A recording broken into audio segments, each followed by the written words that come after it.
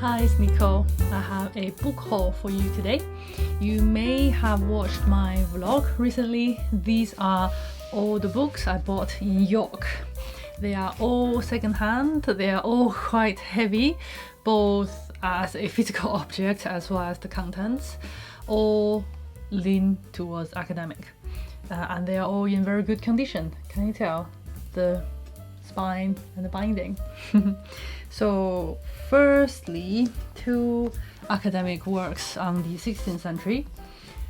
First one, English Literature in the 16th Century excluding Drama by C.S. Lewis. I snatched it as soon as I saw the author was C.S. Lewis, though sadly it excludes drama, so the whole book is on 16th century prose and verse. I wonder if there's another volume exclusively about drama. I love C.S. Lewis essays. I haven't read many, but I read one on Jane Austen and one on Shakespeare. Both left really deep impression on me. I think C.S. Lewis has a really amazing mind. His essays give illuminating insight into every subject he touches. Usually, when I pick up a book in the bookshop, before I go to the till, I usually look at the blurb on the dust jacket, the table of contents, and the intro. So, the dust jacket, it lists the writers that are included.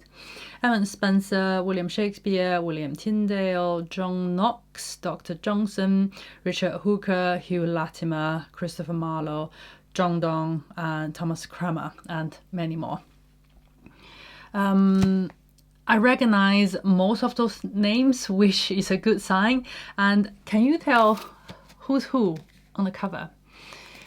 Obviously, this is Shakespeare, right? We all recognize Shakespeare because in every portrait of his head is always floating like a balloon off his cardboard collar.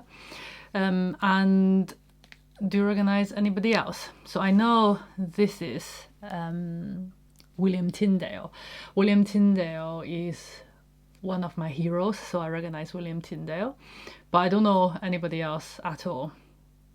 I wonder if you do. So this guy, for example, his outfit looks like he's not from the 16th century at all. I think these are not all the authors that are included in this book. I think this is a series of books, but I only got this one. One of my dreams is to become a fashion historian, so I hope I got that right. So I think he's either from the late 18th century or 19th century. He looks a bit like William Wordsworth kind of era or Victorian to me. But I did check this guy. This is Christopher Marlowe. I know he died really young, but look how young he is. Next, the table of contents. Honestly, it's a bit vague. C.S. Lewis divided this massive book into only 3 sections: late medieval, drab, and golden. What do they even mean? Especially drab and golden. Can you see? Come with inverted commas. So in the introduction, Lewis does tell us what they mean. But when I first looked at the introduction, it was rather intimidating. So C.S. Lewis looks into astronomy, geography, humanism, and Puritanism for reasons why English literature from the 16th century rose gloriously suddenly halfway through the century. I only scanned through it, and much is Greek to me, to quote Cassius in Julius Caesar. But I can see how these 4 things influenced Shakespeare and appear in his plays.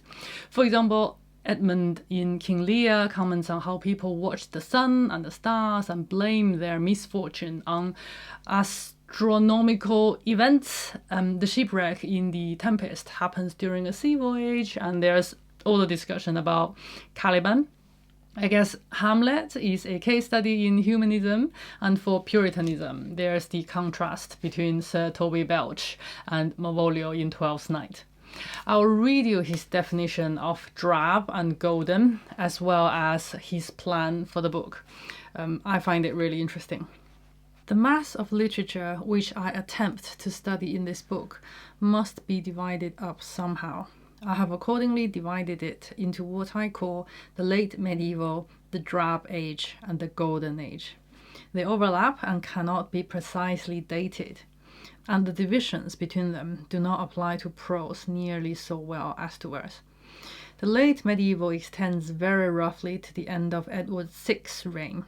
The most mark of late medieval poetry in England is its metrical irregularity.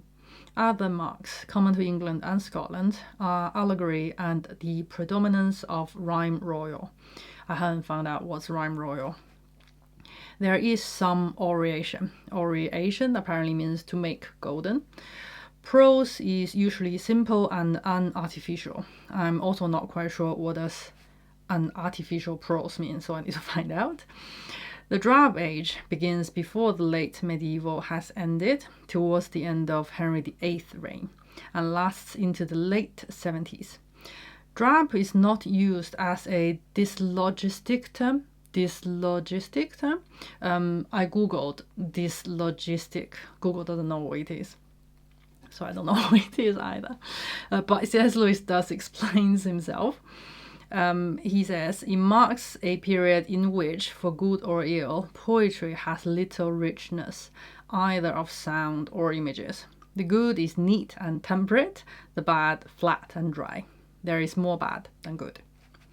Prose is now more artificial, again that word, in some writers, more cumbersome in others. The Golden Age is what we usually think of first when the great Elizabethans are mentioned.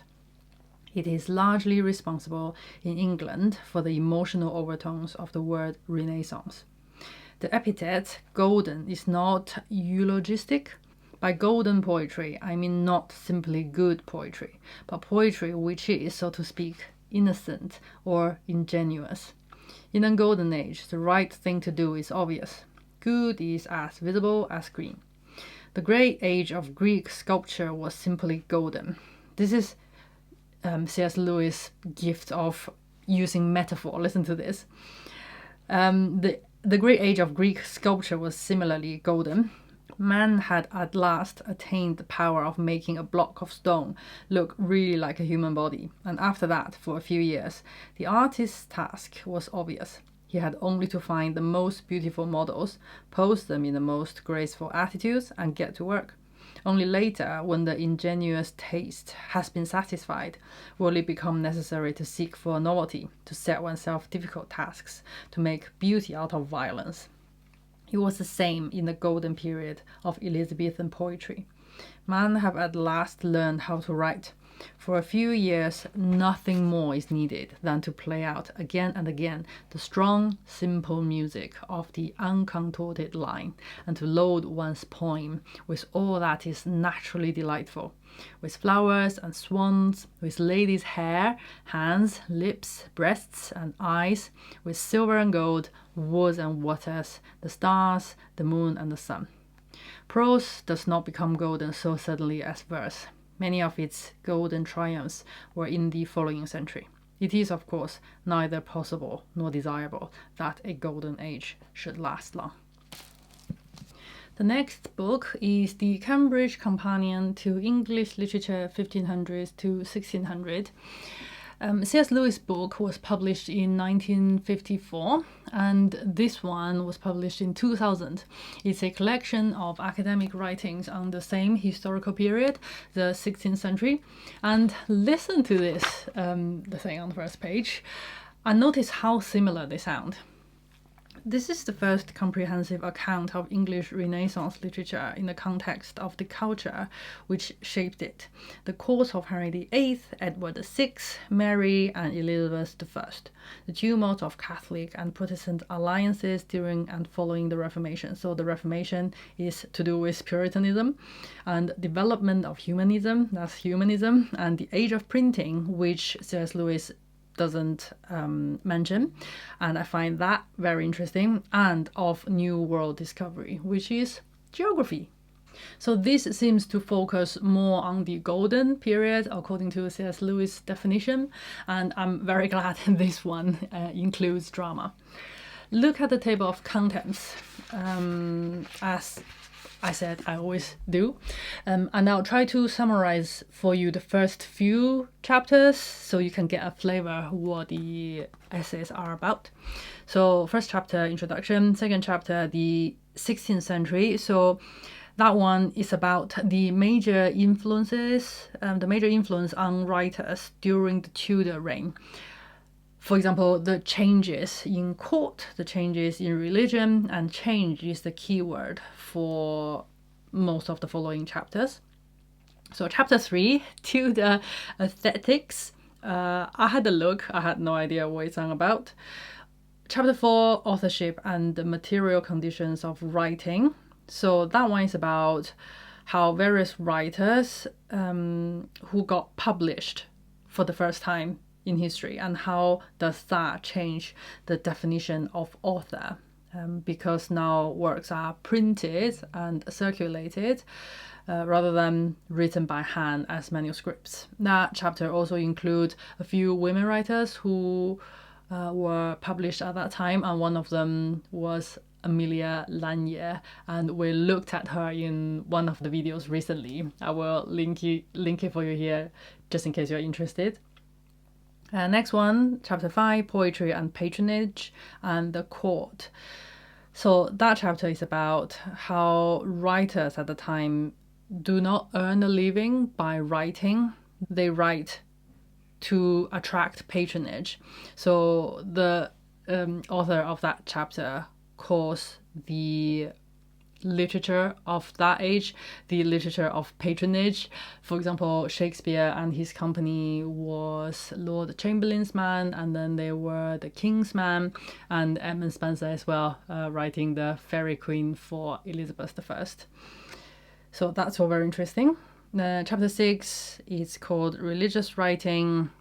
It starts with William Tyndale and Thomas More.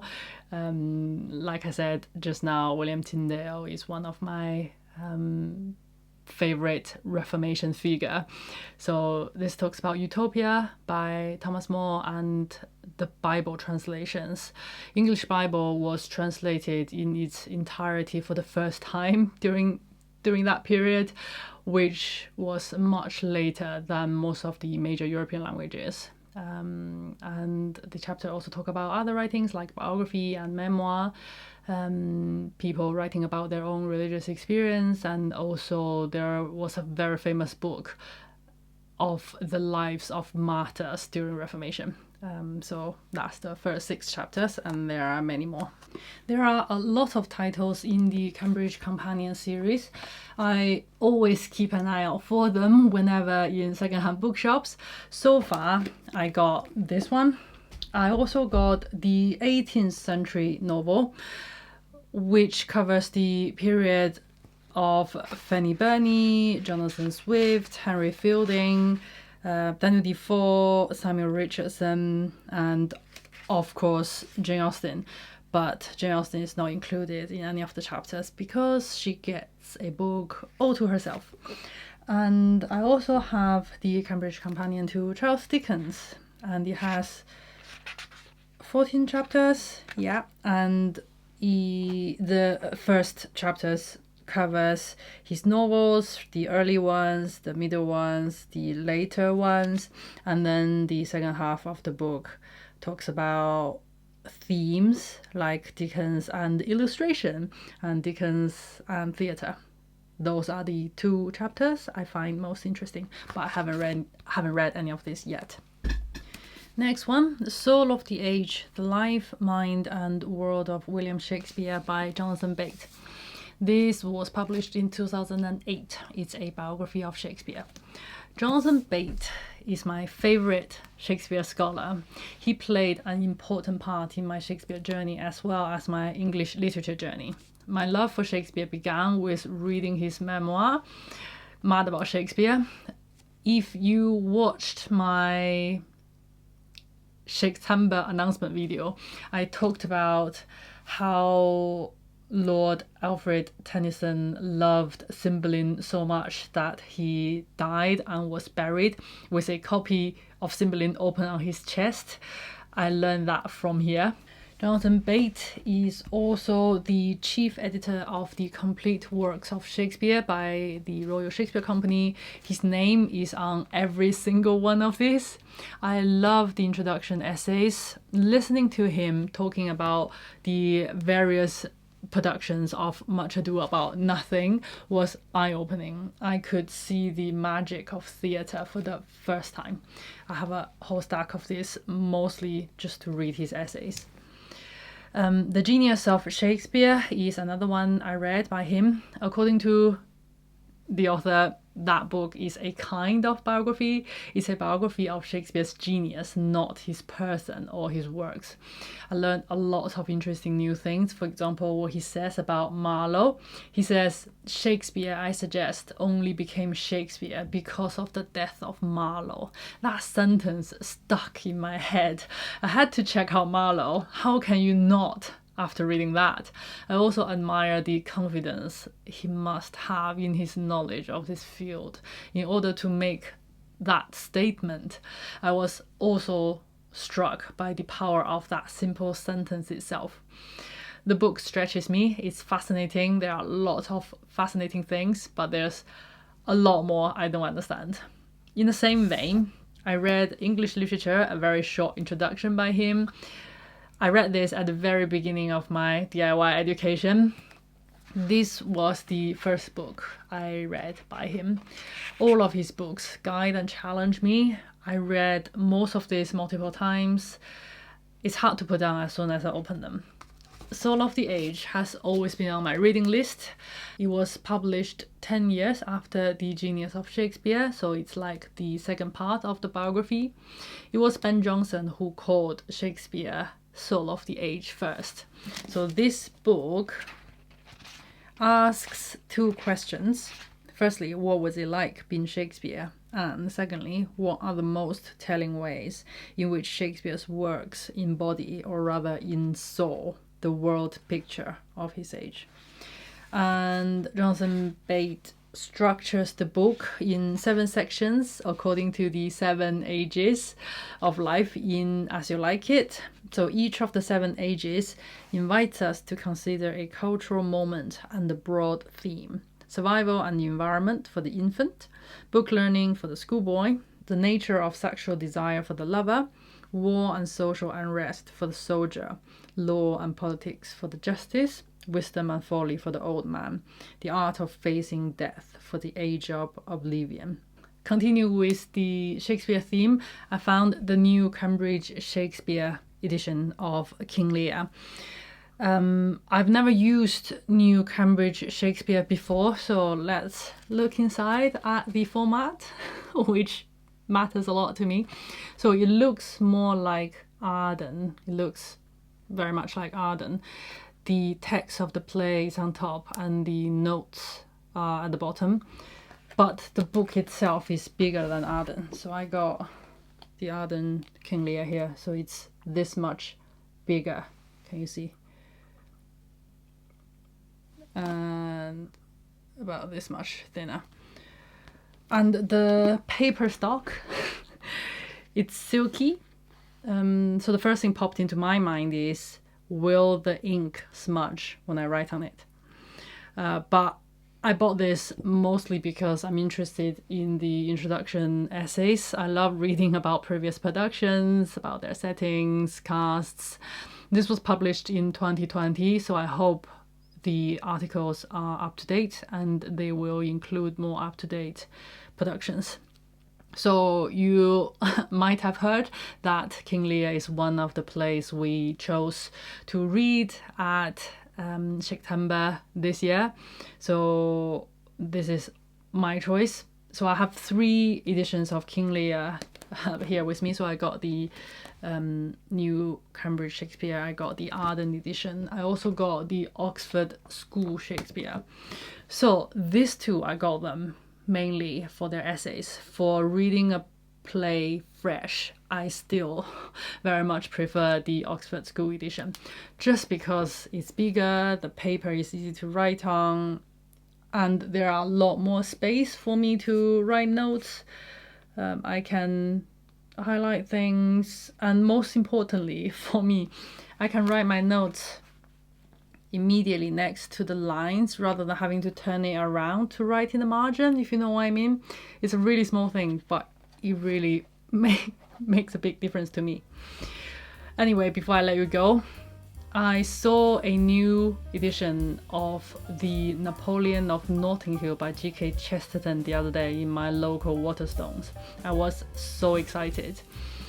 The Napoleon of Notting Hill is one of my favorite novels that I read in recent years, and I think it was out of print, so you couldn't buy a copy.